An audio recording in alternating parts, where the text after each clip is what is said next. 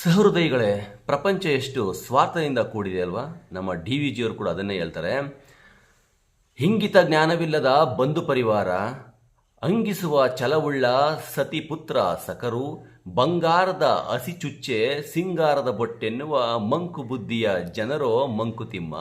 ತಾತ್ಪರ್ಯ ಏನಪ್ಪಾ ಅಂದರೆ, ಇಂಗಿತ ಜ್ಞಾನವಿಲ್ಲದ ಬಂಧು ಪರಿವಾರ, ನಮ್ಮ ಮನಸ್ಸಿನಲ್ಲಿರುವಂತಹ ನೋವು, ಸಂಕಟ, ಸಮಸ್ಯೆ ಇವನ್ನ ಮೊಕಚಹರೆಯಲ್ಲಿ ನೋಡಿಯೂ ಕೂಡ ಅರ್ಥ ಮಾಡಿಕೊಳ್ಳದಂತಹ ಬಂಧು ಪರಿವಾರ, ಸಂಬಂಧಿಕರು ಇದ್ದರೇನು ಪ್ರಯೋಜನ?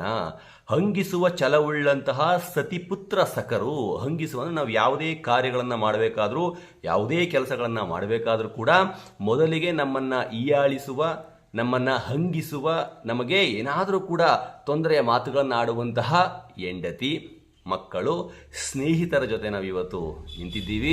ಜೊತೆಗೆ ಬಂಗಾರದ ಹಸಿ ಚುಚ್ಚಿ, ಹಸಿ ಅಂದರೆ ಕತ್ತಿ ಅಂತ, ಬಂಗಾರದ ಕತ್ತಿ ಹಣೆಗೆ ಚುಚ್ಕೊಂಡ್ರೆ ಅದು ಸಿಂಗಾರದ ಬೊಟ್ಟೆನ್ನುವಂತಹ ಮಂಕು ಬುದ್ಧಿಯ ಜನರ ಮಧ್ಯೆ ನಾವು ಜೀವನವನ್ನು ಮಾಡ್ತಾ ಇದ್ದೀವಿ. ಈ ರೀತಿ ಇರಬೇಕಾದ್ರೆ ನಮ್ಮ ತನವನ್ನು, ನಮ್ಮ ಉದ್ದೇಶವನ್ನು, ನಮ್ಮ ಗುರಿಯನ್ನು ನಾವು ಮಾತ್ರ ಸರಿಯಾಗಿ ಯೋಚನೆ ಮಾಡಿ ಅದರಲ್ಲಿ ಮುಂದುವರಿಬೇಕು.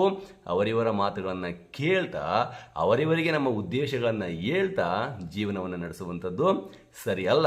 ಇಲ್ಲಿ ಯಾರಿಗೂ ಯಾರೂ ಕೂಡ ಆಗುವುದಿಲ್ಲ, ನಮಗೆ ನಾವೇ ಅಂತೇಳಿ DVG ಅವರು ತುಂಬ ಸೊಗಸಾಗಿ ಮಾತನಾಡ್ತಾರೆ. ಧನ್ಯವಾದಗಳು.